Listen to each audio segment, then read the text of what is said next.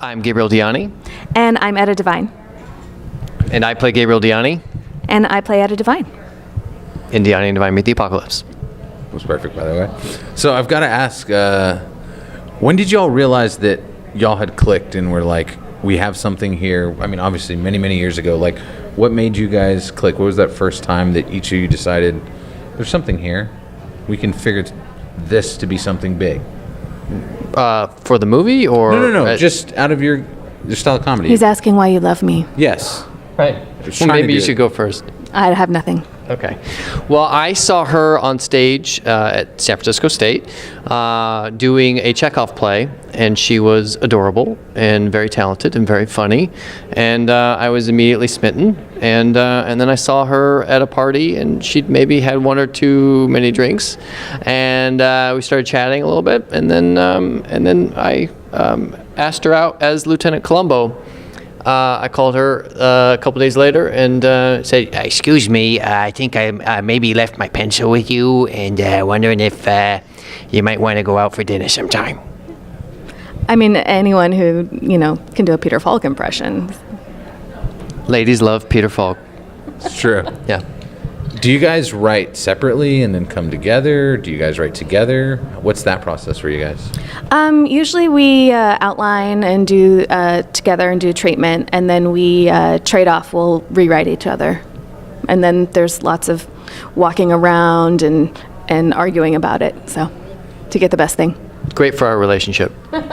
Have you found a character for him or vice versa that's fit perfectly, and you're that's part of the love, that you find what works for him and you work for her? Well, I wrote one of our sketches. It's called The Tortoise and the Hare. It's in the movie. And it sat in a drawer for like 2 years because she refused to do it. She said, "This is stupid. This isn't funny." I still think it's stupid. And I finally convinced her to give it a shot one time. And it was about finding the right voice for it. And once she found that character, which I knew she had in her, it really clicked with an audience. I think it helps that we are very familiar with each other as actors, so when we're writing for each other, we can really not give each other anything we can't handle. What's it like being able to write in the rest of y'all's crew and making this ensemble continue? That must be gratifying as writers, and everything that you're getting to create. You're keeping this team together. Well, one of our biggest assets is the actors that we know, just from the theater experience that we have in Los Angeles and that stuff. And so knowing these great actors, we can sort of think, oh, this person would be great as this role, and you kind of tailor it to that person. And so it's really about the fact that we know everyone. You have this great ensemble feeling, so that if we were going to do a scene together and we didn't know each other, you have to sort of learn each other's rhythms and whatnot. But all these people came together, they'd worked together before, and it was just went right into it. And so when we're directing, there was never a moment where we were worried someone wasn't going to give us what we wanted, because we knew their work so well, and it was that was the fun part, the easy part. So much of directing is casting, and we just, you cast the right people and then you don't have to worry. So what was the most difficult part of getting this started? I mean, it sounds like the Kickstarter program alone was the Kickstarter almost killed us, yeah. I mean, we raised $100,000, which is it's not a lot of money for movies, but it's a lot of money. And that was very, very difficult. And we still have some things to fulfill. They're coming. Yeah. It was 5 months of prep, making all those videos, and then the whole month-long campaign, and it really took a lot out of us, and we had to take some time off afterwards to kind of rest up a little bit. What made you want to do that? Because no one else has done that. Like, why do it that way? Stupidity? Well, it just you need a hook when you're doing crowdfunding, because we're not famous. We have some celebrity friends. Some of them are in the movie, and that's great, and that helps with recognition. But it's very difficult to get press for crowdfunding, because everyone in our creative circle has their own campaign, and so if everyone's giving everyone $25, no one has any money, because that's a lot of $25 to be spreading around. So you need some kind of hook in order to get press. And we thought, if we do one video a day, we'll have new. It's so hard to say, hey, here's my video, please give money every day for 30 days. Like, here's a new video, and by the way, give us some money. So it was always about trying to give them something new that they could watch and hopefully wear them down to where they would And we wanted to also make people excited about the project, and I feel if you're a filmmaker and you're asking people for money, you need to prove that you're capable and worthy of it. So we wanted to show, since we were asking for $100,000, that we can do something with this. Look what we're doing for practically no money at all. And so that's why it's all the videos. What did you learn most from the last film to this film? As directors, as actors? Yeah. I think we're both control freaks, and and the ability to have more control was really important to us. So that's why directing, other than also not having room in production cars for more people, I think we wanted to do the directing too. Well, we learned we needed to scale down too, production-wise. After we wrote the first movie and we were making it, we thought, oh, let's write the next one. Let's scale up. And then we realized there's no money in independent film, and we should scale down in order to try to make the next thing. So this was a lower budget. It was less ambitious in some ways, but then more ambitious in other ways. So I don't know, maybe it was a bit of a wash. Yeah. I love the fact that you have your comedy act, but then you have like a forced upon comedy act as well. That must have been fun to create that whole juxtaposition of both worlds merging, but because of this crazy apocalyptic violence. How much fun was that whole sequence for you guys? Well, it was great, and I was a little. The whole movie. I mean, it came with the original idea was us in the apocalypse. We thought that would be a fun idea, and then afterwards, when we were writing it, was like, oh, this is kind of a metaphor for our lives. So that whole sequence is sort of like, hey, you go up on stage and you have a great time and you have a great show, and then afterwards it can be a little deflating. And the metaphor of I don't want to ruin it, but of what the people that perform for want to do to us, it can be a metaphor for life and people in Hollywood. We also got to take showers for that scene, so I didn't have to put any more glycerin in my hair for a couple days. That was nice. One of the ways we thought we could save money is by writing an apocalypse movie. We don't have to look good in it, so we don't have to spend a lot of money on makeup. We just can grow our hair out and look terrible. Your hair too. Yes. So there's makeup you don't have to do. Yeah, exactly. So which day was your favorite? Do you know what I mean? Of the days, like the 33rd day to me shines so bright. I'm like, I love that day. Oh, which is the 33rd day? I don't remember. I've seen it 1,000 times, but I don't have the days broken down. I think the day we were done. Oh yeah. I think when you're shooting a movie, there's so many things logistically that go into it. Some of the most fun things conceptually and on screen are also some of the most stressful. So one of my favorite things to watch is the kind of crazy action-y scene that Kirsten Vangsness and Ari Gross are in, and Barry Bostwick and Kitty Swink and are all in, and the shooting and stuff. I mean, I love that. I love the music in that spot, and but filming it was very difficult, and I had to do a lot of crawling on gravel that you can't tell is just really sharp. And I feel like there should be a little thing on the screen like sharp gravel. This is sharp. So y'all wouldn't have gone back and freed them because of the gravel alone. Like I would have left. Right. Okay, that's good. That's positive. Gabe, do you have a favorite day? Favorite day. I mean, honestly, being done was. I'm joking, but also I'm not joking because we shot over 3 months with like breaks in between, and it was just physically more exhausting than I had anticipated it being, and just at the end, just wanted to crash and just shave and move on to the next phase. Dealing with the animals, they seem like they were angels to work with, but it must not have been. I mean, what was that whole process like? I mean, they're great on screen, both of them. It's pretty crazy. Mm-hmm. Well, since that Mrs. Peel is our cat and Watson is our dog, we knew what they were capable of, and we just wrote things that they would do anyway. He'll follow me around and hang out and be cool, and she will pee and poop on you if you scare her. So that was real pee? That wasn't, but she did pee on me during the scene, and I told the crew, I was like, she's gonna really pee on me. Make sure and poop. Make sure you get it, And then when it happened, they were all, "Whoa, I was surprised." And I was like, I told you this would happen. And they missed it. And they missed it. So that's fake pee. It is, yeah. That one's fake pee. Chad set up a bladder that ran a tube through my arm, and we did it. Fascinating. But yeah, she did pee on me during that scene, just like I knew she would. Does Watson have a favorite treat? He likes the Trader. Oh, can I say what they are? He likes the Trader Joe's chicken sticks, the jerky sticks. It's good stuff, yeah. Trader Joe's would not let us shoot inside their grocery store for the Oh grocery yeah, store. don't plug Trader. Yeah, that they did give us dead flowers. Oh, for what scene? The boxes. I brought to the fake grocery store. I got dead flowers. Oh, really? Yeah. Good job. Well, that's nice. Thank you, Trader Joe's. It's garbage. How hard was it to decide what of y'all's stand-up that you wanted to put in? That was What was in focus? that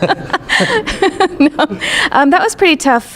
Originally, we were going to include more, but we just felt like we wanted to get things moving. So we shot a couple extra things that aren't in the movie, but To also have options. So we shot maybe about 20 minutes of our act, and we just wanted the flexibility of like, well, this sketch really isn't working, so let's put this one in its stead. And I think we had originally had flopped what we wanted to do, what we ended up doing at the beginning of the movie, wanted to do later in the movie, and that was because literally it wasn't in focus because we didn't have big monitors and we were shooting out in the dark, and it's this tiny monitor, and it could look like it's in focus, but it was actually Etta's dress was in focus and our faces were a little soft. And we're like, oh my gosh! So we ended up flipping them. so that's you should definitely have a video village, even if you're teeny tiny, because that's where there's a bigger monitor. And so even though assistant camera and camera have great eyesight and are really amazing and super great, there's just always things that can go wrong a little bit. Y'all talk about continuity and like even just in dealing with like the clothes and keeping, because I tried to look, I was hopeful I'd find something, but y'all have done a great job, and obviously wherever the editor might have right there. There's a lot in here. Even just your clothing changes alone, there's a crazy amount of material in here. There's a lot of different days that we showed, and shooting in order very much helped that, and planning it out beforehand. Did we mention that? Did we shot in order? Oh, I don't know that we did. So literally everything was shot in order? Yeah. Mostly, yeah. Because we wanted to grow out the beard and grow out the roots in her hair and stuff, we wanted to shoot it in order. And so there were a couple of days where we kind of had to flip schedule-wise in the beginning when there wasn't a lot to deal with. But mostly, yeah, we shot in order of the script. So that helped with continuity.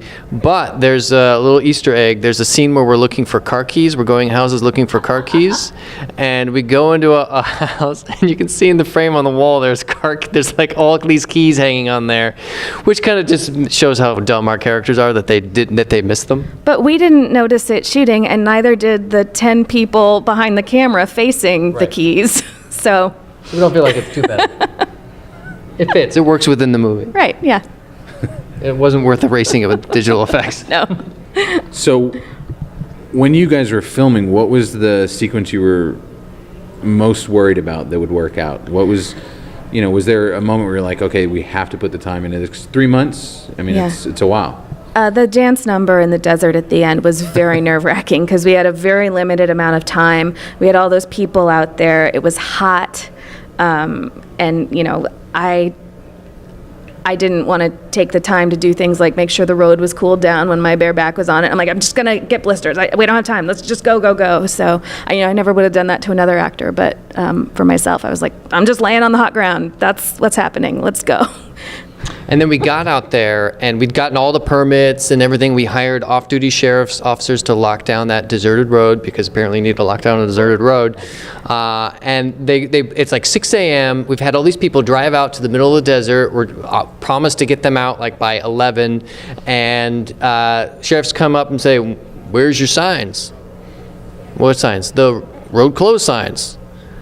So we're supposed to provide the road closed signs, which no one had told us about. And thankfully, and we're like 45 minutes from anywhere and it's like 6 in the morning, so nobody's going to be open anyway.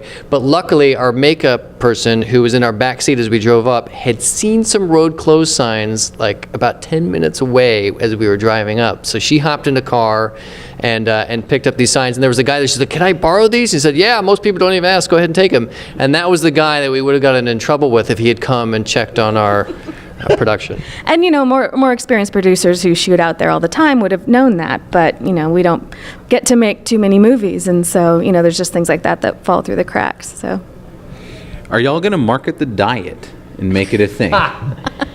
that's a good idea. I mean, I do. You wanted to do a cookbook. I did want to do a cookbook that started out really nice and with good stuff, and then by the end it was mustard greens and Burned pages. Get the pages dirty, mustard greens and yucca flowers and stuff like that. That's edible out there. Was it fun to throw it, like, when the guy's running away from everyone, being able to showcase the nods to what you guys are slightly spoofing? How much fun was that? How many scenes did y'all think of when you were creating the whole idea? Was there anything that you wish you could have put in there that you thought of in that sense?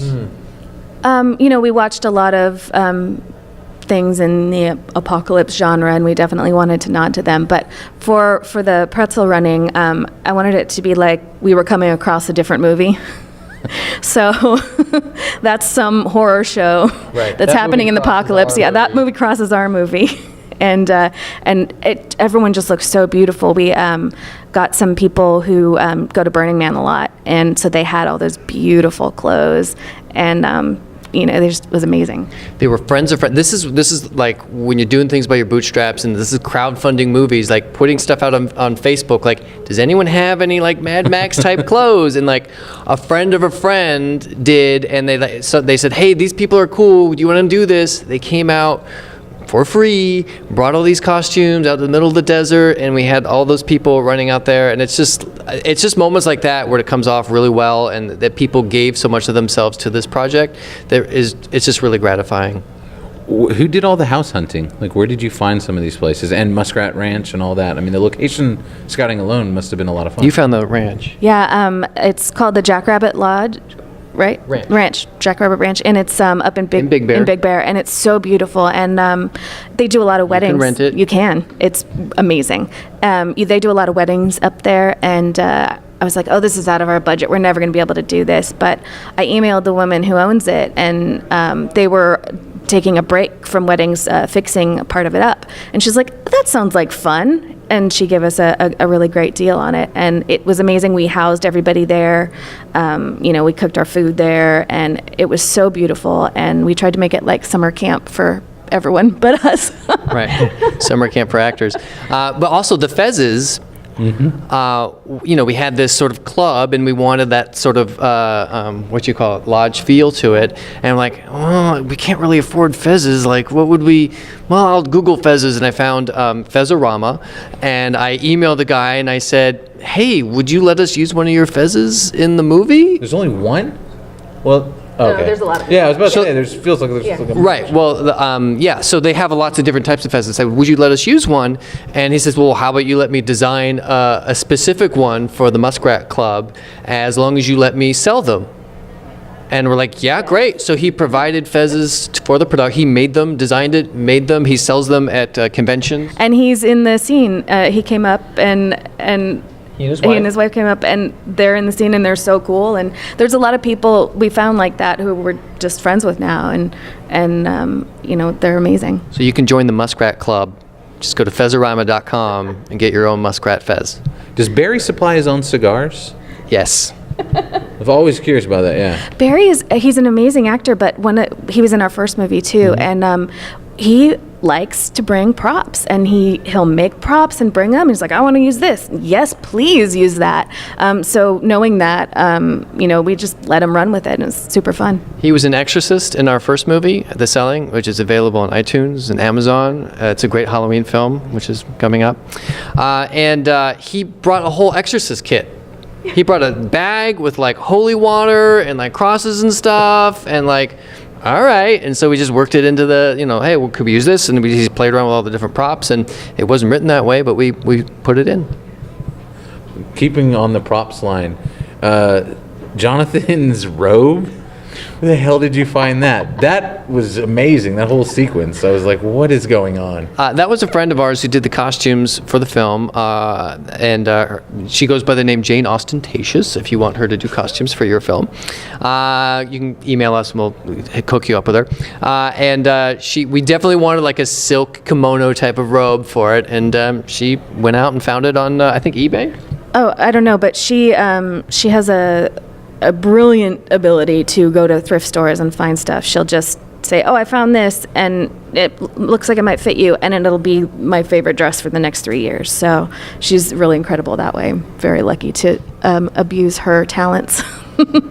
Is it fun when you guys are writing comedy where you can make fun of yourselves and especially Etta, with the whole weight thing to me was throughout the film was just perfectly timed. Thank you. It must be fun to be able to play with off y'all's selves rather than just someone else. Yeah, we definitely like to do that. I mean, obviously, being a woman in Hollywood, that's an issue. So, not ignoring it and making it lighthearted, I think, is fun. Yeah, and we're not big on like making fun of different sized people, but what we were trying to go for was that sort of the private sort of jokes that you have together, not like making fat jokes or whatever, but just making jokes about ironic jokes about life and your situation, and we're honest people and we talk about the different things that we have going on. And a big plus of an apocalyptic situation would be the weight loss, I mean, so.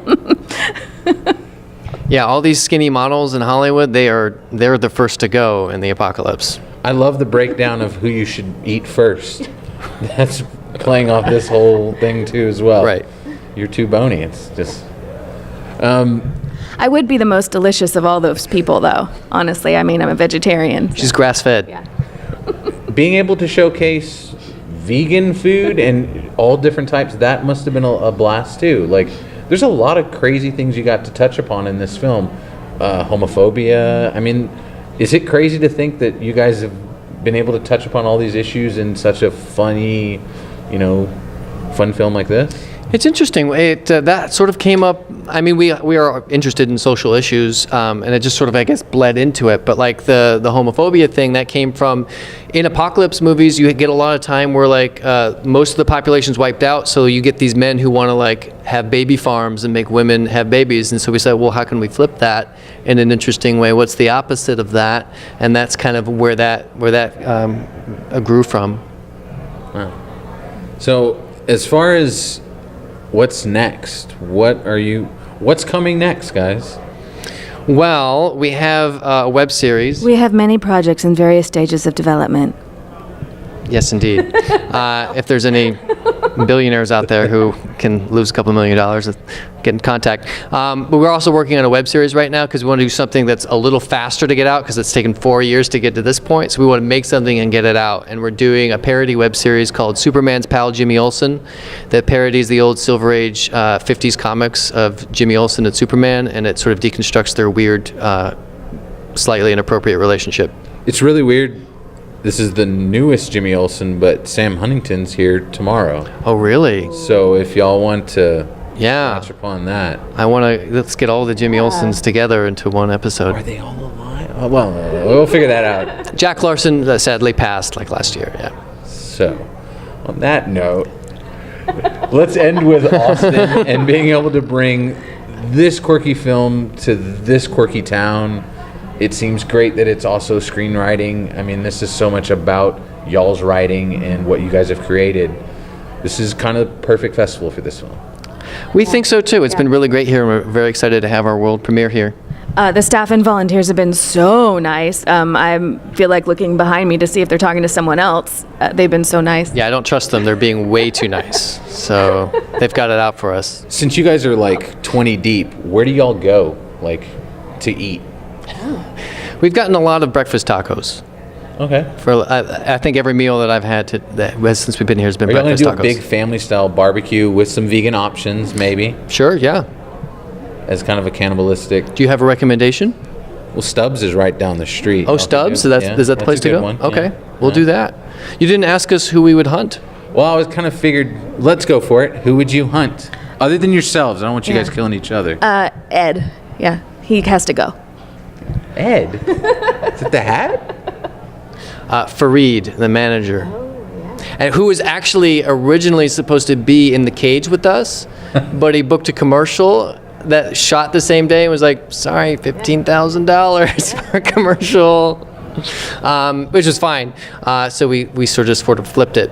That was the most Hollywood moment. That must have been a blast, especially for him to play. That was hilarious. That is a mashup of every single meeting that we've had in Hollywood. With beanbags, by the way? The beanbag was a story from another friend. Yeah, we wanted it to be, as low status and uncomfortable for us as possible. So, a chair that farts for you is perfect for that. Well, I guess last question. Can y'all do your favorite voice? Other than Peter Falk? You go first. Wow.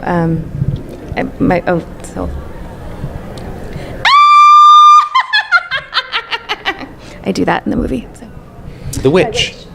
I don't have a favorite voice, so is it all right if I just say that the cage that we use in the movie is in our garage, and if anyone wants to buy it, it's $300. I keep posting on Craigslist and keep getting people responding saying, how low?